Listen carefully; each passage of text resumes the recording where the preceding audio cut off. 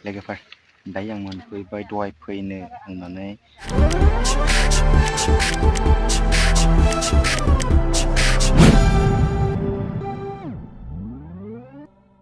Hey guys, good morning. नोंथांमोनखौ दिनै गोदान भिडिअ'आव नोंथांमोनखौ बयखौबो बरायबाय।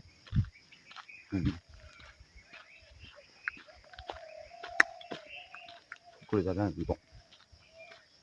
दायो आं दाबसे जायगायाव थांनो नागिरदों आरोना। बिराद गोजान। सोरगोफुरि खाथियाव जायो।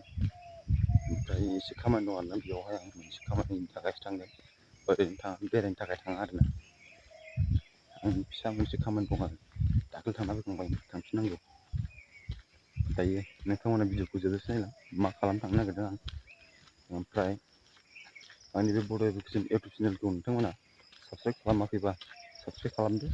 लोगोसे लाइक कमेन्ट शेयार अननानै भिडिअ'खौ जोबजासे नायलांबाय थादो।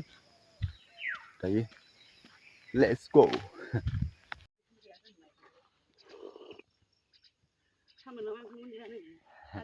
हाया जायाखै दा नै दायो जोङो बै गामियाव मोनफैबाय आरोना। ओमफ्राय फुङाव नालाय फासथायावनो मोनफैदों जोङो नैबेहाय। ओमफ्राय जोङो साहा फुदुंगासिनो आरोना नैबे खाथियाव थानाया जोंहाय आरो बै बे साहा फुदुंबाय थानाया बिखुनजो जाहा। दायो साहा फुदुंखांनानै लोंनो थाखाय थियारि जाबाय माने जिरायबाय आरोना नै साहानि उखुन्दैया माबायदि ओरै थांगासिनो मोजां नायलाय नुखायो। ओमफ्राय जों साहा थाहाखौ लोंखांनानै माने फुजा होनो थांगोन आरोना। फुजा होनो आंनि एसे ग्रह' दाननांगौ दं बेखौहाय जों दानो थांगोन आरो। जों दायो फुजा होनांगौनि न'खरावहाय मोनफैबाय। ओमफ्रायो बायदिसिना जगार खालामगासिनो आरोना फुजानि थाखाय। आङो नालेंखर हाबाय थादों बिथिं ओमफ्राय नैबे आइ ओमफ्राय नैबेनो मा बुंनो नै आंना खामानिया नैबे आरोना नालेंखर हानाय।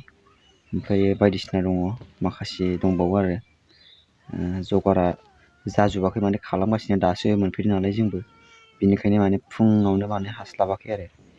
दायो मन्दिर सिङाव हाबबाय। लोगोफोर दायो आं मोनफैबाय दहाय फैनो होननानै बुंनाया दा मोनफैबाय आरोना जोङो।